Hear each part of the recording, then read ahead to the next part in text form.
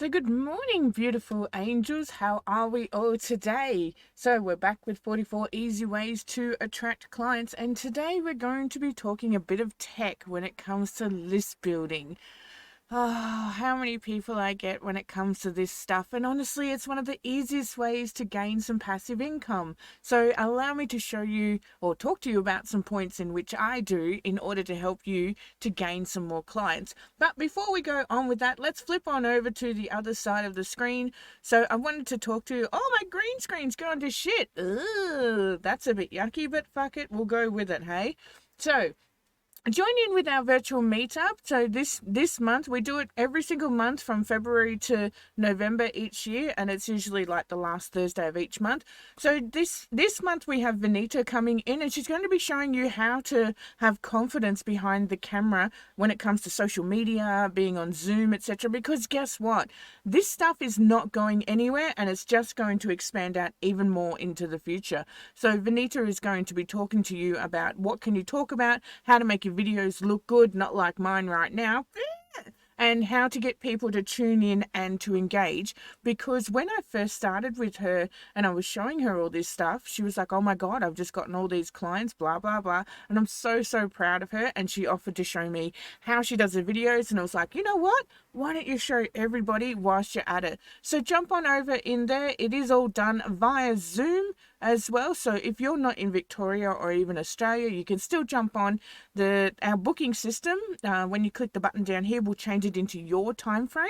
So you don't have to go, oh, what time is it in my time frame or anything like that. The booking system is so smart. It'll do it all for you, and it's only $10. So jump on over and we'll all network online. And yes, if you can't make it, you will get a replay.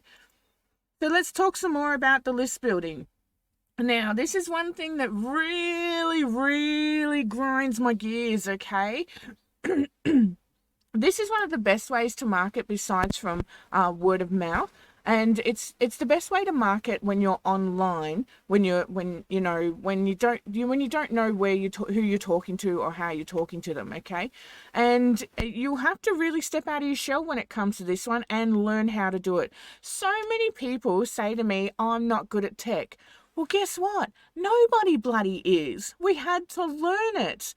Simple as that. A baby didn't come out of the mother's womb and then suddenly go, I'm going to be an engineer. They had to learn it. They had to push through those challenges and those blocks and learn it. Gosh, when I very first started, I didn't even have an iPhone. And when I did get the iPhone, I kept getting the shits up because the iPhone would tilt when you moved your hand. It wouldn't stay still. So I had to retrain myself on how to use the software. So many people, they say I'm not good at tech. Well, I wonder if it's because it's more, I don't want to read what's on the screen, because that's usually the biggest block. All the information is there, or you can watch a video on YouTube, or you can ask a mentor of some sort. So no one's good at tech. It's just that we have to learn it.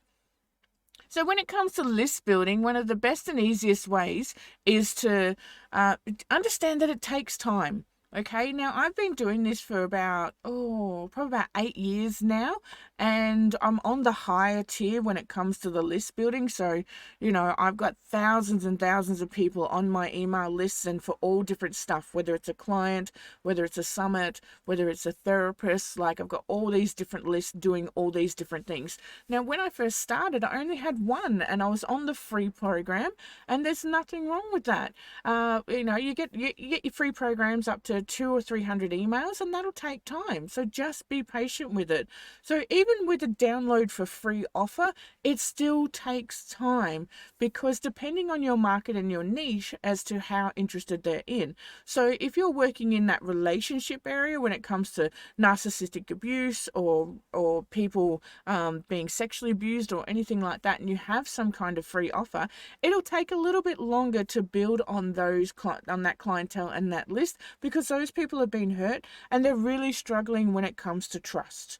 If you want to start building based on an arts or a craft or something like that, it'll grow really, really fast because a lot of people want a free recipe, or they want a free pattern, or they want a sample of some sort. So that'll make it much easier. So don't think for 1 second, oh, I've started this list building and I'm really struggling and it must be something wrong with me. No, it can actually come down to the niche that you're working in, because you've got to understand that people have got to relate to you first before they'll start downloading. When you do your list building, I integrate absolutely everything into the list building program. I use MailChimp and it's absolutely fantastic. There's ConvertKit, there's heaps of other programs that you can use out there, and everything just goes straight to the MailChimp. It's as simple as that. Some people go, oh, why don't you just send it to me via my Facebook inbox? And I'm like, because it's an automated system and I'm very, very busy and I want to help you help yourself. That's how this works. I'm a huge fan of slow building over fast. Slow is for longevity, fast is for the money now. So let me tell you about some of the pros and cons with this. When you're doing something slowly, you have longevity. I have seen many, many gurus going for the fast money now, and they've made 10, 15 grand, and then they fizzle out and they're just dead in the water. And then you've got people like myself that are just floating along one step at a time, having that longevity. What are the pros and cons? Well, if you need money right now, then there's a bit of a downfall when it comes to building slowly. But you either want to be the oak tree or you want to be the sapling. And hey, the sapling's really cool because it still does something, but most people end up chopping the sapling out in 10 years' time because you're not the mighty oak. So there is some expenses, so you might get a heap of people downloading your stuff, but then it's not turning over. So you may have to invest some finances as such without getting return on that investment. But guess what? That's the way it goes. That's part of the system, part of the process. And invest in yourself. A lot of people go, oh, well, I want return on investment. And it's like, yeah, but you don't want return on investment when you're going for a beer at the pub or something. Like, what's the difference here? There is not a great deal of difference. Just invest in yourself and keep on going. One of the cons that comes with this is people will send you hate mail. Okay, when I very first started with my mentor, she's over in America. When I first started with her, she didn't understand how Australians work, and I didn't understand how Americans worked either.